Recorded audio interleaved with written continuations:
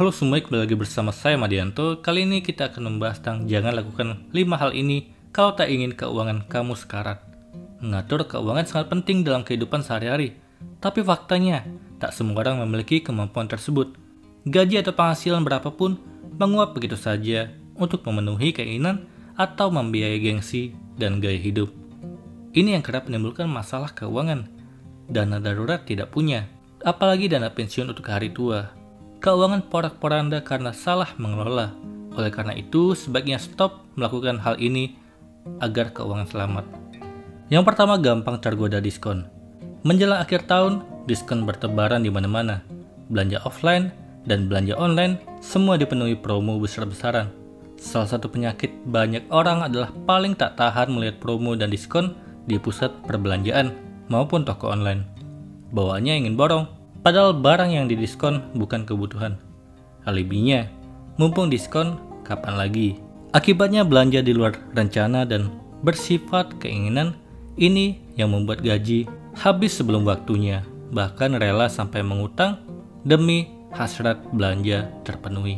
Parahnya lagi, kebiasaan belanja ketika ada diskon sampai harus menyomot porsi anggaran lain seperti dana darurat, investasi, atau biaya sehari-hari.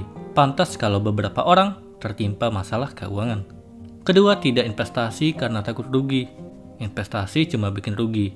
Itulah yang sering terlintas di pikiran banyak orang terkait investasi. Makanya investasi selalu jadi wacana, tak pernah terrealisasi dalam daftar resolusi setiap tahun. Investasi dianggap hanya membuang uang, belum tentu untung, tetapi pasti merugi. Apa benar demikian? Apapun bentuk investasi, baik itu investasi saham, emas, reksadana, properti, dan investasi lainnya pasti memiliki resiko kerugian. Tapi bukan berarti tidak bisa diminimalisir. Dengan strategi yang tepat, kamu dapat mengurangi resiko kerugian investasi. Misalnya melalui diversifikasi investasi, melakukan analisis sebelum membeli atau menjual saham dan sebagainya. Dan asal kamu tahu, keuntungan atau return investasi selalu melebihi inflasi. Berbeda dengan menyimpan uang di tabungan karena bunganya sangat kecil. Investasi jangka panjang akan memberikan ketenangan finansial di masa depan. Ketiga, keranjingan menggunakan kartu kredit ataupun menggunakan pay later. Belanja maupun bertransaksi menggunakan kartu kredit ataupun pay later memang sangat praktis dan mudah. Semua urusan pembayaran cepat selesai.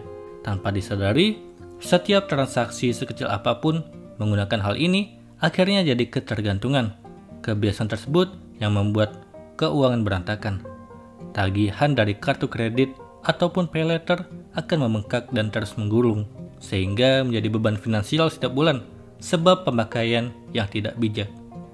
Keempat, gengsi yang terlalu tinggi. Semua orang punya gengsi, tapi gengsi yang ketinggian dapat menjadi malapetaka untuk keuangan. Kalau punya banyak uang atau tajir melintir, itu tidak masalah. Terkadang, mahalan gengsi dibanding biaya hidupnya, sedangkan penghasilan pas-pasan. Orang-orang semacam ini yang biasanya terjerat masalah keuangan, lebih mementingkan gengsi agar terlihat berduit, keren, atau dipuji teman-teman. Selalu update barang-barang terkini, padahal tidak punya tabungan, dana darurat, dan investasi. Kelima, senang hura-hura. Anak muda dan pesta menjadi dua hal yang sulit dipisahkan. Hobinya nongkrong, menghabiskan waktu bersama teman di kafe atau bar, restoran, menonton konser musik dengan tiket mahal, liburan ke luar negeri, atau bahkan sekedar mengikuti tren kekinian. Alih-alih mendapat manfaat yang positif, semua aktivitas ini hanya akan menghamburkan uang secara percuma. Duit gajian habis untuk gaya hidup konsumtif. Itulah tadi kebiasaan yang harus dihentikan agar keuangan kita tidak sekarat. Kali ini kita akan membahas tentang manfaat dari hidup hemat dan keuangan sehat. Hemat pangkal kaya, boros pangkal miskin. Pernahkah mendengar petua ini? Pastinya semua akan menjawab iya. Kalimat itu sebenarnya mengingatkan kita akan pentingnya hidup hemat yang nantinya bisa membuat hidup kita lebih bahagia. Karena itu, kalau ditanya apa manfaat hidup hemat, tentu sangat banyak jawabannya. Semua orang pasti setuju bahwa hidup hemat itu baik untuk dilakukan. Sejak di bangku sekolah dan dimanapun kita menjalani kehidupan, pasti pernah diajarkan untuk hidup hemat.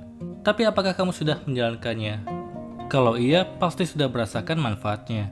Bagi yang belum bisa menerapkan pola hidup hemat, di sini akan diberikan tips atau gambaran tentang keuntungan yang bisa kita rasakan kalau sudah menerapkan hidup hemat. Seperti apa? Inilah ulasannya. Yang pertama, banyak uang tersisa dan bisa dimanfaatkan untuk kebutuhan lain. Maksud dari pernyataan ini adalah kondisi keuangan akan menjadi lebih stabil karena dikelola dengan baik. Kamu sudah berhasil mengelola pengeluaran dan pemasukan dengan baik.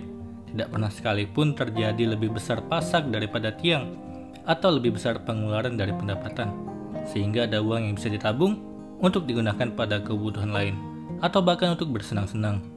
Dalam hal ini, hidup hemat sangat bergantung dengan sebaik apa perencanaan keuangan yang dilakukan. Sebab kalau hal ini tidak dilakukan dengan baik, akan ada banyak uang terbuang sia-sia untuk dipakai pada hal yang tidak perlu. Kedua, menjadi jalan pembuka kecukupan finansial di masa depan. Bagi yang sudah bekerja, mungkin tidak asing lagi dengan istilah gaji berapapun tidak akan pernah cukup. Kalau hidup kita boros, mungkin hal itu akan menjadi kenyataan. Tapi itu tidak akan terjadi kalau kita bisa hidup hemat. Justru yang terjadi adalah semakin besar gaji, semakin besar uang yang bisa ditabung dan bisa dimanfaatkan. Salah satunya untuk dijadikan modal usaha atau investasi yang bisa dimanfaatkan di hari tua. Siapa sih yang tidak mau menikmati hari tua dengan senang? Kalaupun tidak mau dipakai, hasil berhemat itu bisa disimpan sehingga sewaktu-waktu bisa dipakai sebagai dana darurat. Ketiga, jarang punya masalah sehingga jadi tidak stres. Satu keunggulan lain yang bisa dirasakan kalau menerapkan pola hidup hemat adalah terhindar dari stres. Sebagai contoh, bagi orang boros, salah satu cara untuk memenuhi kebutuhannya yang begitu banyak adalah dengan berutang. Kalau itu dilakukan secara terus-menerus, tentu utang yang dimiliki akan semakin menumpuk dan sulit untuk dilunasi. Hasilnya, bersiaplah menikmati hidup dengan penuh tekanan. Tapi hal itu tidak akan terjadi pada orang yang pintar berhemat, karena mereka akan lebih tenang menjalani hidup. Kalaupun sampai harus berutang, itu tidak akan menyulitkannya, karena hal itu sudah disiapkan dengan baik sehingga tidak ada utang yang tertunggak. Keempat, hidup lebih bahagia. Jangan stres. Punya lebih banyak uang untuk dipakai bersenang-senang, bisa memenuhi berbagai kebutuhan dengan baik. Itulah segala manfaat hidup hemat. Tapi ada satu pangkal dari itu semua, yaitu menjadi lebih bahagia. Ketika orang lain sedang pusing memikirkan hidupnya yang begitu boros, justru kamu akan mampu bersenang-senang menikmati hidup. Kelima, punya simpanan untuk masa pensiun. Siapa yang tidak ingin memasuki hari tua dengan tenang tanpa harus memikirkan masalah keuangan lagi? Keinginan ini bisa terwujud kalau kamu sudah mulai menetapkan pola hidup hemat dari sekarang. Karena dengan hidup hemat, kamu bisa menabung atau menyimpan uang lebih banyak yang bisa disimpan untuk hari tua nanti. Keenam, sisa dana bisa dipakai untuk investasi. Dengan berhemat, kamu bisa memiliki lebih banyak dana yang tersisa. Setelah seluruh pengeluaran utama sudah dibayarkan, sisa dana ini bisa dimanfaatkan untuk berinvestasi agar keuangan semakin sehat. Bisa digunakan untuk menyicil emas antam atau beli reksadana atau dikumpulkan untuk deposito. Semoga ini bermanfaat. Sekian dan terima kasih.